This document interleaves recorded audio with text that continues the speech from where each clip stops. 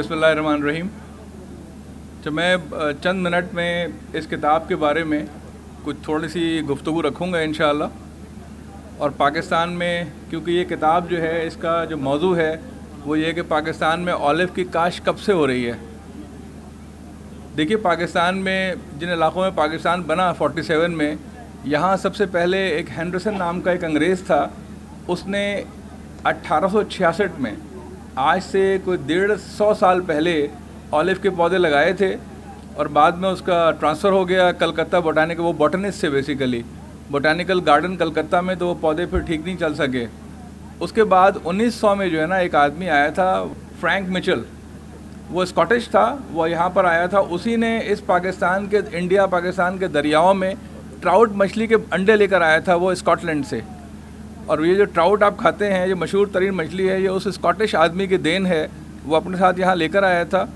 फिर उसने यहाँ ऑलिव के प्लांट लगाए थे 1907 में, और उसने ये प्लांट यहाँ खैरी मूरत में लगाए। कश्मीर में जो छतर क्लास का इलाका है मुजफ्फराबाद का, उसने 1907 में वहाँ प्लांट लगाए थे जिनमें फ्रूटिंग शुरू हो गई थी। उसके बाद फिर ये मिचेल्स फार्म बना और उसमें उसने फिर ये अंगूर के और मुख्तलिफ़ मुल्कों से, ऑस्ट्रेलिया वगैरह से ला के वो पौधे लगाता रहा। और माशाल्लाह उसने बहुत, आपको अंदाज़ा ये मिचेल्स फार्म कितना बड़ा कंट्रीब्यूशन है उनका।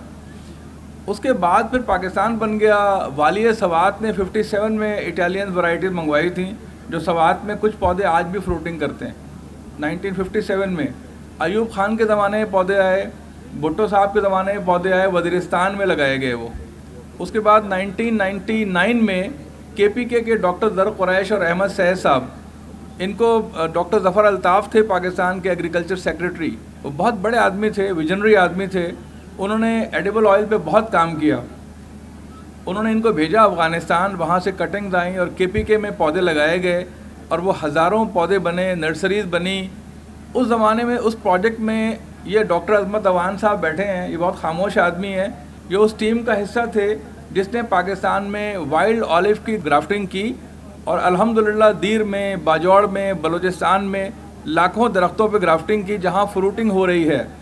फिर अनफॉर्चुनेटली ये जो 18वीं तरमीम आई और ये PODP को ख़त्म कर दिया गया, डिवॉल्व कर दिया गया। PODP डिवॉल्व हुआ और ये प्रोजेक्ट फेडरल गवर्नमेंट से चला गया प्रोविंसेस के अंदर, और ज़ाहिर है हर प्रोविंस की कैपेसिटी नहीं थी। वो प्रोजेक्ट में अब जो PARC के पास प्रोजेक्ट आया, तो मैंने काफ़ी, हमने रिसर्च की। PARC वाइल्ड ऑलिव की ग्राफ्टिंग को मानता ही नहीं था। यहाँ सब लोग बैठे हैं, सब डॉक्टर तारिक साहब, अज़मत अवान साहब सब जानते हैं कि 2012 में जो पिट्सा का प्रोजेक्ट आया, इटालियन प्रोजेक्ट, उसके बाद जो आया PSDP का, इसमें वाइल्ड ऑलिव की ग्राफ्टिंग शामिल नहीं थी। और ये फिर 2015 में चकवाल में प्रोजेक्ट आया। अल्हम्दुलिल्लाह कैप्टन महमूद साहब थे उस ज़माने में, राशिद लंगड़ियाल साहब थे। इन लोगों ने फिर, चकवाल वालों ने बड़ा माशाल्लाह ज़बरदस्त काम किया और यहाँ पर चकवाल को फिर ये पोटोहार को ऑलिव वैली, लेकिन 2015 की बात है। 2001 से वहाँ पर KPK में प्रोजेक्ट स्टार्ट हो चुका था। तो इस किताब में आपको फ्रैंक मिचेल का जिक्र भी मिलेगा और KPK में जो लोग हैं जिन्होंने काम किया उनका भी तज़किरा मिलेगा। बलूचिस्तान में जो जिन लोगों ने काम किया, लौरालाई में पीर ज़ैनुद्दीन गिलानी साहब ईरान से उनके पास आए थे पौधे, वो लौरालाई में लगे हुए हैं, फ्रूटिंग करते हैं सर। तो पाकिस्तान में ऑलिव पे बहुत काम होता रहा है। दरमियान का एक अरसा जब PODP बंद हुआ और PARC ने ये कहा कि भाई वाइल्ड ऑलिव की ग्राफ्टिंग नहीं होगी, उसकी वजह से एक डैमेज भी हुआ। लेकिन बहरहाल उसके बाद फिर तारिक साहब आ गए, आबिद महमूद साहब आए पहले चकवाल में, उन्होंने माशाल्लाह बहुत कंट्रीब्यूशन है उनका। फिर डॉक्टर तारिक आ गए, फिर डॉक्टर तारिक ने उस PSDP पर प्रोजेक्ट तकरीबन ख़राब हो चुका था। डॉक्टर तारिक साहब का ये बहुत बड़ा कारनामा है, ये बड़े मोहसिन है पाकिस्तान के कि इन्होंने उस प्रोजेक्ट को दोबारा से ज़िंदा किया, उसको एक्टिव किया माशाल्लाह। हमारी जो छोटी सी ऑर्गेनाइजेशन दुआ फाउंडेशन है, और मेरा इसमें जो पर्सनल छोटा सा रोल है वो ये है कि 2020 में लोअर दीर में मैंने एक वीडियो बनाई थी जाकर कि वाइल्ड ऑलिव की ग्राफ्टिंग हो रही है। उस वक्त तक देखें, ये जो बिलियन ट्री सुनामी का जिक्र सुनते हैं ना आप लोग, बिलियन ट्री सुनामी को बहुत क्रेडिट दिया जाता है ऑलिव का, लेकिन बिलियन ट्री सुनामी में तो ऑलिव शामिल ही नहीं था। वो बेसिकली फॉरेस्ट डिपार्टमेंट का प्रोजेक्ट था, उसका एग्रीकल्चर से कोई ताल्लुक़ नहीं था, उसमें कोई रोल नहीं था बिलियन ट्री सुनामी में। 2021 में इमरान खान साहब ने पहली मरतबा वज़ीरिस्तान में कहा कि अब हम यहाँ जंगली जैतून के दरख्त हैं, अब हम उनकी ग्राफ्टिंग पे भी काम करेंगे। और 2021 के बाद, ये अंसर भाई बैठे हैं, ये सब लोग जानते हैं जो ये ऑलिव के सेक्टर के लोग हैं, क्योंकि देखें BBC ने स्टोरी किया, مجھے کامران خان صاحب نے پروگرام میں بلایا, ہارون رشید صاحب نے, یہ بڑے سینئر صحافی ہیں ملک کے, ان کو معلوم نہیں تھا کہ جنگلی زیتون کہتے کس کو ہیں. پھر پاکستان میں ایک مت عجیب و غریب تھی کہ جی بڑے بڑے اچھے لوگ کہ اب آلو آئل میں کھانا نہیں پکا سکتے. بھئی کیوں نہیں پکا سکتے؟ امریکہ میں, انگلینڈ میں, جہاں ہم جاتے ہیں ہر جگہ کھانا پکتا ہے. تو یہ ڈاکٹر طارق سب لوگ گواہ ہیں. الحمدللہ آج کے دن میں یہ بھی طے ہو گیا کہ ہاں جی پاکستان میں آلیو آئل میں کھانا پک سکتا ہے. جبھی تو فائدہ ہوگا آلیو لگانے کا. اگر آپ آلیو کو پروموٹ کریں گے کہ جی یہ کچا کھانے کا تیل ہے, اور انفارچونیٹلی ہمارے کچھ ایگریکلچر کے لوگ بھی یہ باتیں کرتے تھے, ان کی ویڈیوز دیکھ سکتے ہیں آپ یوٹیوب وغیرہ پہ, کہ اس میں کھانا نہیں پکا سکتے, اس کا جناب اسموک پوائنٹ کم ہوتا ہے. یہ سب بیکار کی غلط باتیں تھیں.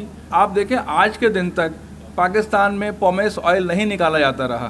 ایون چکوال میں, ترناب میں آئل ایکسٹرا ورجن نکالا اور پومیس کو پھینک دیا کرتے تھے. اللہ کا شکر ہے کہ اس کا شعور پیدا کرنے میں ہمارا بھی تھوڑا بہت رول ہے.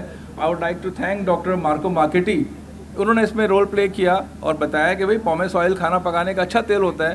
تو انشاءاللہ جتنی اویئرنیس اب پھیل گئی ہے, اور جس طریقے سے یہ پروجیکٹ چل رہا ہے PHDP کا, اور پروونسز بھی انٹرسٹ لے رہے ہیں, اور یہ کتاب جو ہے وہ میں نے تو یہ صرف اس لیے, ہم نے اور شبیر سمرو صاحب میرے دوست ہیں, ہم نے مل کر پورے پاکستان میں وزٹس کیے ہیں, 15-20 ایگریکلچر کے ماہرین سے, کسانوں سے ملاقاتیں کی ہیں, پرانے 60s کے 50s کے جو ریسرچ آرٹیکلز تھے جو انٹرنیٹ پہ اویلیبل نہیں تھے, فارسٹ انسٹیٹیوٹ سے منگوائے الحمدللہ, اور ان کو شامل کیا ہے تاکہ پاکستان کی نئی نسل یہ جان سکے, اون کر سکے کہ آلیو اٹلی کا, اسپین کا, ترکی کی چیز نہیں ہے, یہ ہماری اپنی پروڈکٹ ہے, اور یہ ہزاروں سال سے ان علاقوں میں ہو رہے ہے. اور قرآن نے بھی کہا ہے کہ آلیو نہ مشرق کا ہے نہ مغرب کا, آپ سب جانتے ہیں. تو میری بس گزارش یہ ہے کہ دیکھیے آلیو کے اوپر, آلیو کی کلٹیویشن کے اوپر, آلیو کی آگہی کے لیے ہماری جو نصابی کتابیں ہیں, بچوں کو میٹرک لیول پر, انٹر لیول پہ نا نصاب میں شامل ہونا چاہیے.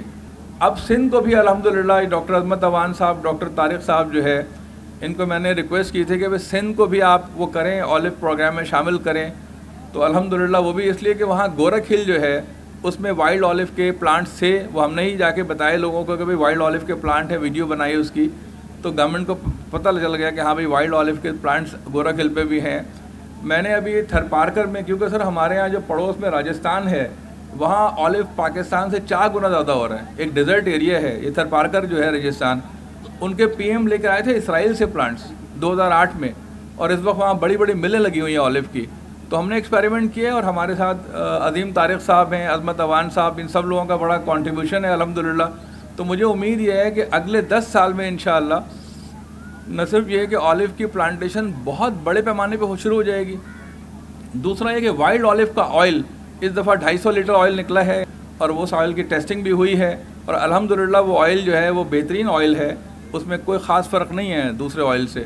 تو وائلڈ آلیو کے جو 8 کروڑ درخت ہیں, اگر ہر سال ان درختوں سے بھی ہم آئل نکالنا شروع کر دیں, تو پاکستان میں جو ایڈیبل آئل کی امپورٹ کا بل ہے یہ کئی کروڑ ڈالر کم ہو سکتا ہے, جو پاکستان کا اکانومی کا بڑا ایشو ہے کہ آپ امپورٹ زیادہ کرتے ہیں, ایکسپورٹ کم ہے آپ کی. تو آپ لوکل پیداوار کریں. یہ جو جنگلی زیتون ہے وائلڈ آلیو, یہ آرگینک آئل ہے, نہ اس کو آپ کھاد دیتے ہیں نہ پانی دیتے ہیں, قدرتی ہے نا سارا یہ. تو الحمدللہ ان 8 کروڑ درختوں سے اگر آئل نکالا گیا, اس کو استعمال کیا گیا, تو پاکستان کو کچھ کیے بغیر جو ہے نا وہ کروڑوں ڈالر کا ہر سال فائدہ ہوا کرے گا.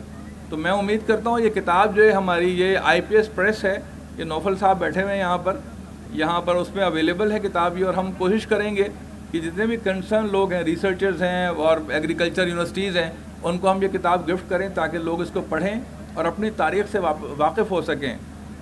یہ نہیں ہونا چاہیے کہ ایک گورنمنٹ آئے تو کہے کہ جی ہم نے یہ کر دیا, ہم سے پہلے کچھ نہیں تھا, دوسری گورنمنٹ آئے کہ ہم نے کر دیا, ہم سے پہلے کچھ بھی نہیں تھا.